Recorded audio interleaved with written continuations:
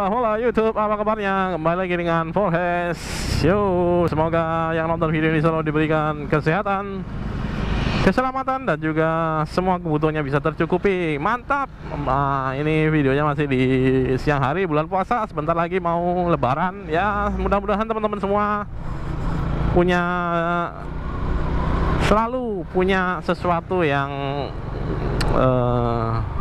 membuat teman-teman bahagia ya. Mungkin bisa beli baju lebaran baru, atau mungkin bisa beli kue-kue lebaran yang sangat ditunggu-tunggu ya, karena nggak hari-hari biasa nggak ada itu kue-kuenya, nggak ada yang bikin.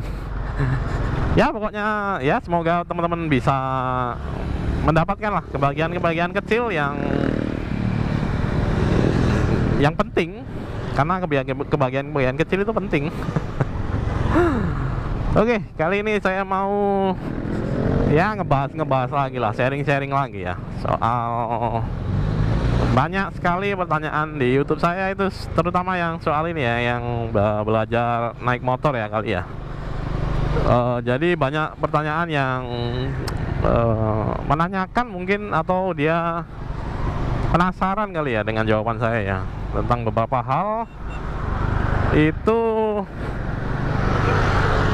Mungkin cara-cara saya itu mungkin terlalu sulit untuk dipraktekkan, tapi kembali lagi saya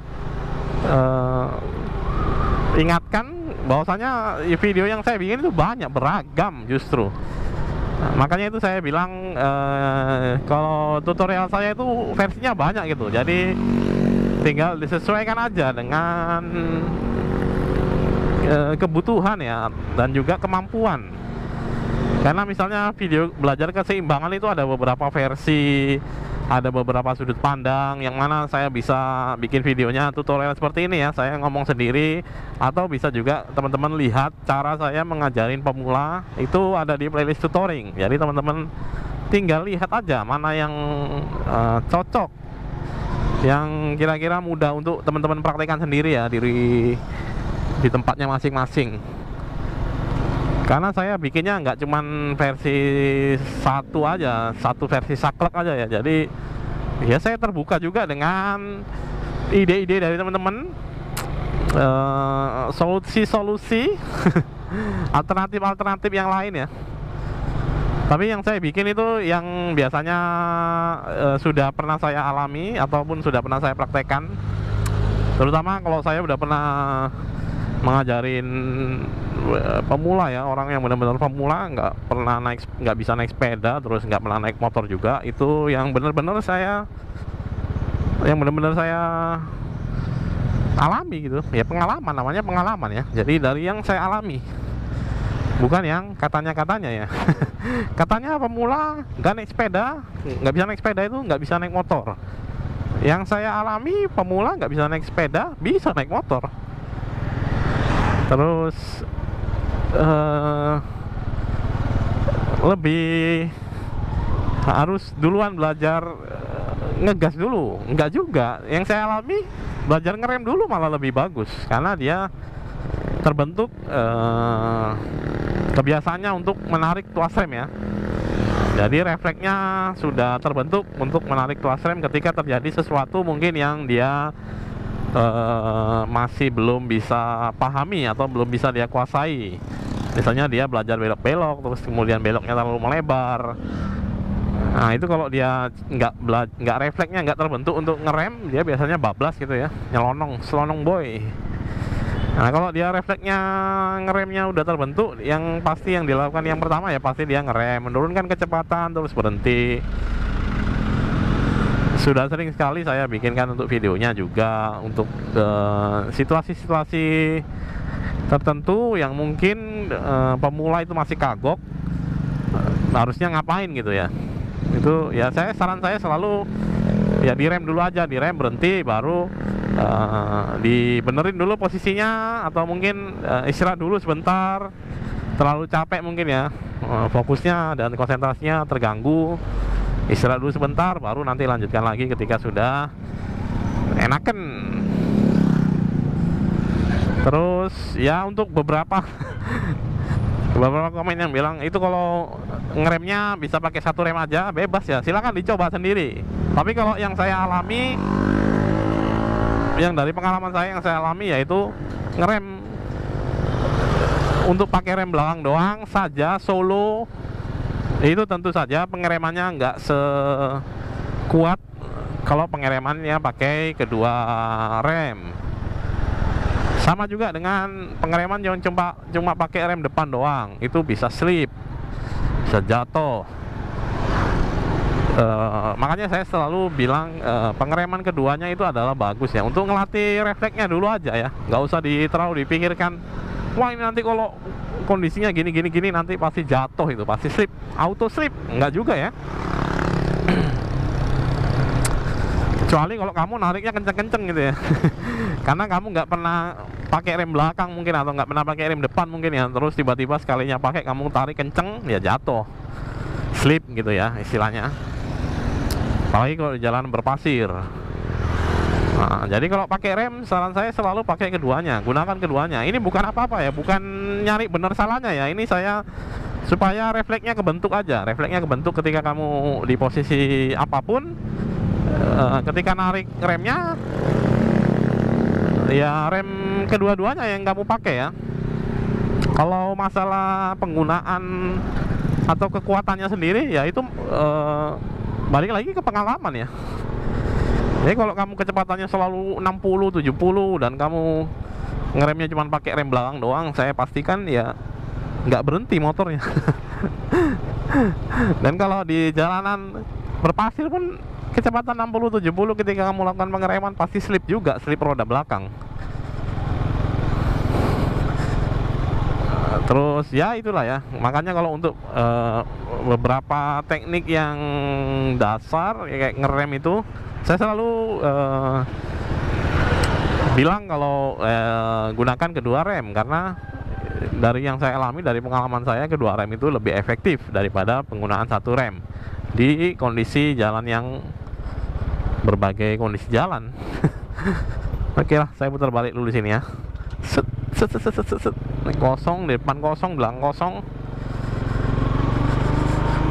Terus ada lagi yang nanya mungkin ya, mungkin dia penasaran kali ya. Oke, masih yang rem tadi aja dulu kita bahas sampai habis ya. Mungkin di berbagai situasi ya mungkin ya. Kalau di turunan itu kalau pakai rem depan pasti langsung nyusruk.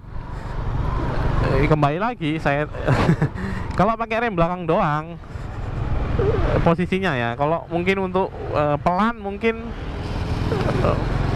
menurunkan kecepatan ya, maksud saya ya, menurunkan kecepatan di turunan gitu misalnya, oke gitu. Tapi kalau kamu posisinya pengen berhenti, misalnya macet gitu ya, turunannya curam terus ada macet atau ada apa gitu ya, nah kalau kamu cuman pakai rem belakang doang, biasanya ya dari pengalaman saya ya, motornya nggak berhenti, masih selonong boy juga dia. Terus yang pertama itu, yang kedua kamu neken remnya pasti sampai dalam sekali, sampai mentok, sampai dalam sekali.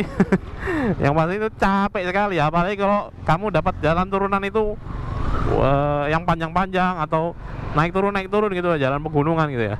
Kalau kamu cuma neken rem belakang doang, capek sekali, minta ampun. Makanya dipakai rem depan juga barengan. Jadi ketika kamu misalnya mau berhenti, posisinya lagi macet misalnya, ya kamu pakai rem depannya dengan ya perkiraan tenaganya disesuaikan aja lah ya. Nggak usah kenceng-kenceng juga gitu. Tapi supaya motornya bisa berhenti gitu ya. Kalau misalnya lagi macet gitu ya, turunan lagi macet, terus ya pakai rem kedua-duanya supaya nggak bablas. Kalau kamu pakai rem belakang doang, ya itu biasanya nekennya biasa sampai mentok, baru bisa dia ngerem. Atau kamu bikin remnya keras gitu ya, rem belakangnya itu dikerasin gitu ya. Terus ya di beberapa kondisi jalan sih saya bilang pakai kedua rem itu nggak, resikonya lebih kecil daripada pakai rem salah satu rem doang gitu.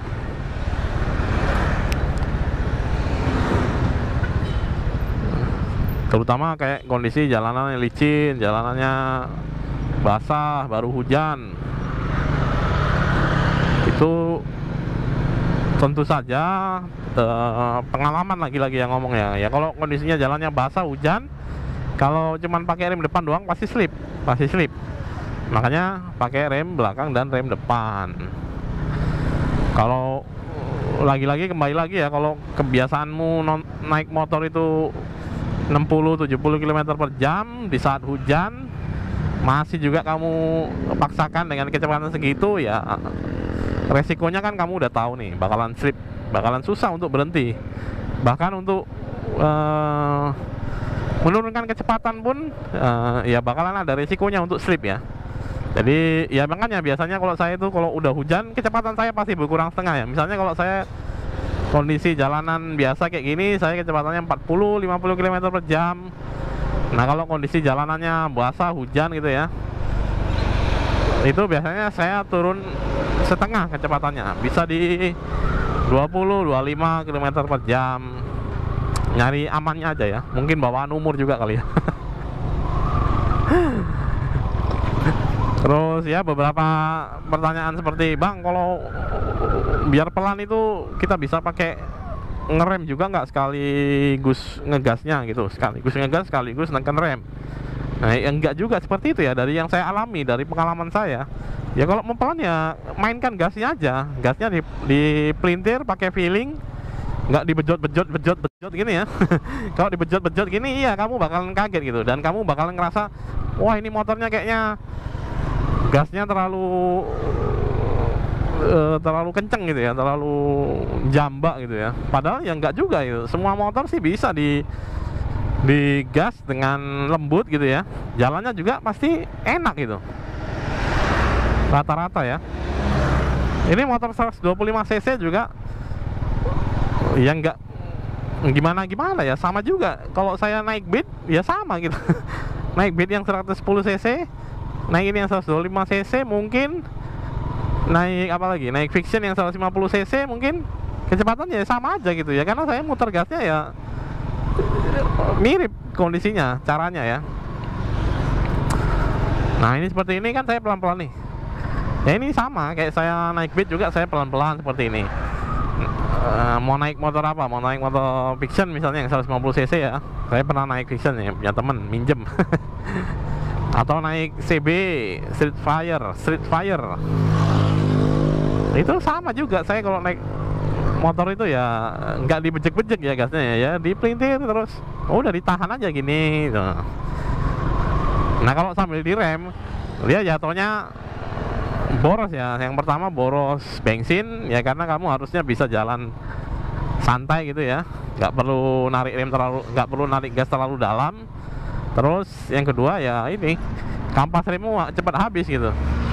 Bahkan bisa ini juga, bisa panas, bisa ngeblong remnya ya, karena ya kamu nggak berhenti, kamu nggak mau menurunkan kecepatan, tapi remnya tetap kamu tekan gitu ya. Itu ya bisa, kampas remnya bisa habis, terus remnya bisa blong juga kalau lama-lama kamu praktekkan seperti itu ya.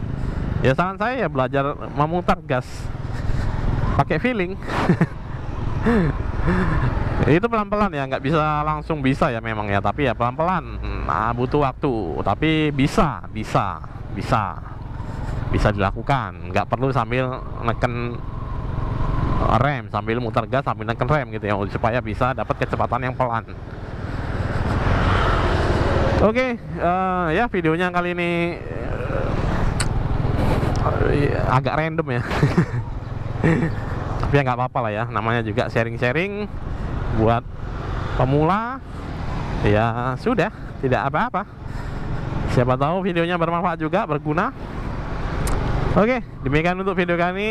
Terima kasih sudah menonton. Jangan lupa makan, minum, tidur yang cukup, jaga kesehatan selalu. For sign out. Shalom buat Anda forever, dan bye-bye.